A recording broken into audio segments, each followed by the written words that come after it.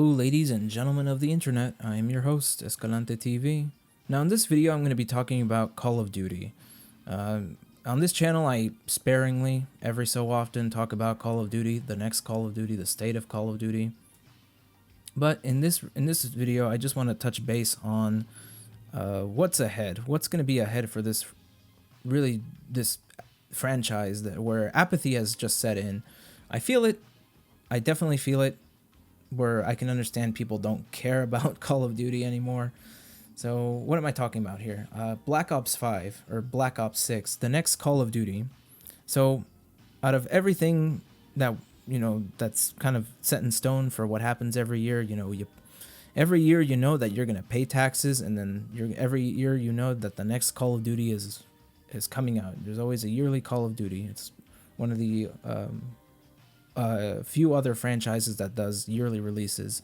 Madden, your 2K basketball games, whatever. It's become that type of franchise where it's the same thing, but different developer every year. Just with my relationship with the Call of Duty franchise is that I definitely was around for like the golden era Call of Duties, like Black Ops, Black Ops 2, Modern Warfare, COD 4, Modern Warfare, MW2, MW3, and I definitely felt that decline over the last 10 years, like everyone else. Had that sense of optimism when MW 2019 came out, and then Warzone came out. Pandemic happened, everyone was stuck inside, everyone played Warzone, etc., etc. Cold War happened, Vanguard happened, MW2, MW3, which is barely even a game, it's just DLC. So I've tried out all of the games at this point, and I can definitely feel where apathy has set in, even for myself, to where like I've completely checked out of the franchise. I've completely checked out of other franchises too that deal with PvP live service games, like Battlefield, Halo. Really, I've distanced myself from all of those shooters. Not really into like Apex, Rainbow, CSGO, or anything like that at this point. And I think just a lot of things have changed now. Like people are starting to really set in to the reality that corporations are narrowing things down to a science. So you engage with one live service game and keep spending your money. They know where the whales are at. They know where people are going to spend their money. They have it down to a science, and they're offering you all these digital products so you can keep spending money, keep being addicted to these things. Like social media companies do the same thing, where they want you to stay on this platform, increase the user base, make the numbers good for investors, keep making profit, and the cycle continues. And of course, Activision is not one of these, and it's not the only corporation that's doing this too. Not just in the live service PvP market too. Other companies like Ubisoft, they're definitely stripping away the ability for you to own games. They're hyper monetizing editions of even single player games. So AAA gaming is like, it's just down bad at this point. You've definitely seen like your favorite YouTubers talk about it already, or your gaming YouTubers talk about just the overall decline of something that's AAA from these mainstream companies, and the flourishing of indie games like Helldivers, Lethal Company. What's another indie game that's really doing numbers? But you get the point. And I can understand checking out from these franchises and not caring, because I'm also setting into the reality that I'm growing up.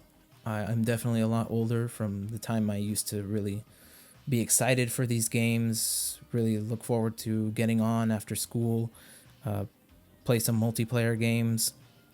I wasn't a heavy COD player during my middle school or high school days, but I've embarked in my fair share of Black Ops 2, Black Ops 3, COD World War 2, around the CODs during that time, and then partying up with my friends, playing GTA Online, playing Rainbow Six Siege and getting yelled at by my friends because I'm a terrible Siege player, and I have no intentions of ever touching that game ever again.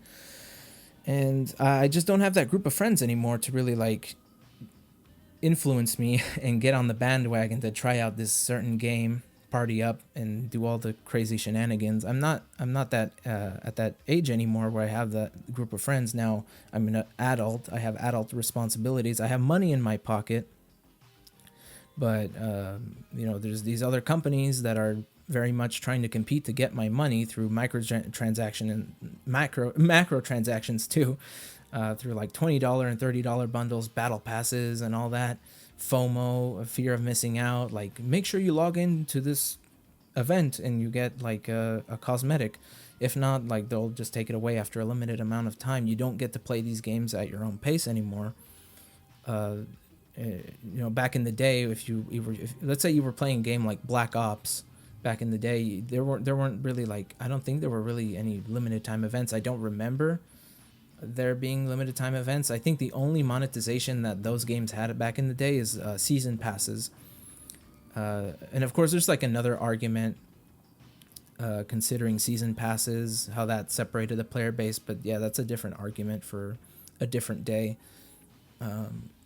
But yeah, just talking about the state of modern games, multiplayer games, they're just not it. And I can definitely see how that apathy and that just not caring anymore has definitely set in. I myself, I've just like decided to check out of that completely. I don't care anymore as well. I've shifted my focus into single player games.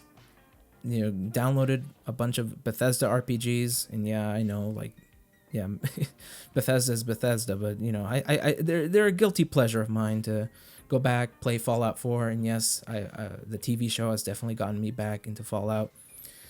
Sadly, Halo has not had the same effect of me going back to play Halo games. Very sad reality that we live for the Halo franchise. But yeah, Black Ops 5, another year, another Call of Duty, another live service. Really, I don't know how this game is going to get revealed in the June Xbox showcase. Black Ops 5 being announced. Now that it's part of the Microsoft regime, I don't know how this game is going to end up. I don't know how it's going to end up mechanic-wise, but from the leaks I've heard that they're still hammering down campaigns into open combat missions. I don't see engagement optimized matchmaking going away in any of these like PvP games too, like not just Call of Duty. I see that in Halo now, which is really weird. I see EOMM in those games, SBMM. And really, I think we're in an age where gaming isn't fun because a lot of people just sweat. They work. They treat gaming as like they have like $1,000, they have $1 million on the line. They cheat. They use Cronuses. I didn't know what a Cronus was until I actually looked it up, which is like a cheating device people use to like trick their game into thinking that they have I think it's like they have a mouse and keyboard plugged in, but their system thinks it's a controller, so they can bypass input-based matchmaking in video games. So, and then people actually pay for like cheats to cheat in the video game to not earn things in games anymore. Like there really isn't a point to earn something in games anymore because all this content is locked behind monetization, these monetization practices, microtransactions, storefronts, battle passes. I just don't find the point to really play any live service PvP game anymore. So instead of embracing really the doom and gloom of that, I just decided, well, yeah, I think it's just time to part ways with these type of games. Just check out something new. Actually play my backlog of single player games. Because that's, everyone says like, oh, well, gaming's dead. There's really no point in playing, like, these games are just boring now. But I think I heard somewhere that a lot of Gen Z, like my generation, is starting to just realize that older games were just better because they were complete. They were complete games.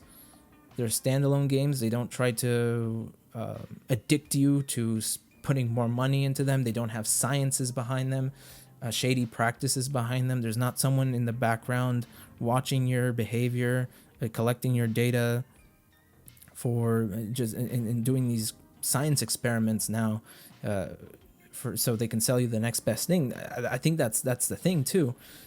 Live services just feel like science experiments. They feel like really shady science experiments. Like you're the lab rat, and the game is the cheese now. And that's the thing. They definitely just collect that data, and they know how to target your dopamine centers, so you can keep putting the dead presidents in. So definitely just looking forward to getting into my backlog of single player games. I have like one multiplayer game installed now in my backlog, Fallout 76. But I think in that game you can like solo stuff. You can play that game solo, not really forced to interact with other people or really spend money in the microtransaction shop. I do have self-control over that. Sadly, some people don't. Some people sadly have become Retzko at the beginning of season 3 of Retzko, where she spends like a lot of money, her savings, on microtransactions. But yeah, ultimately you have a choice in that. And yeah, that's just my take on really the state of modern gaming, and really what this next Black Ops, this next game, this next live service game is being sold to us. Definitely just spilling my overall thoughts over this,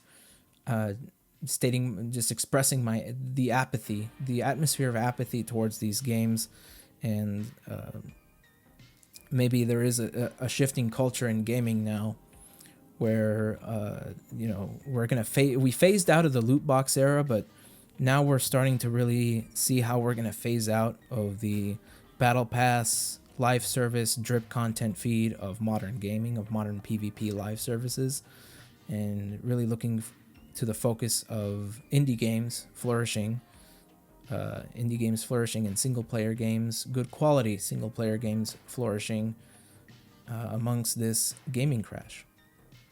All right, so that's the end of my long-winded ramble towards the announcement of this next Call of Duty, because we already know culturally that every year we got a next Call of Duty to deal with, or I shouldn't say deal with. We don't have to deal with it anymore if we're part of that crowd that completely checked out of Call of Duty. All right, so if you guys want to check out one of my other videos, make sure to subscribe. Stay tuned. If you like the video, like it, and let me know your comments down below, your thoughts in the comments, and I'll see you guys in the next one. Peace.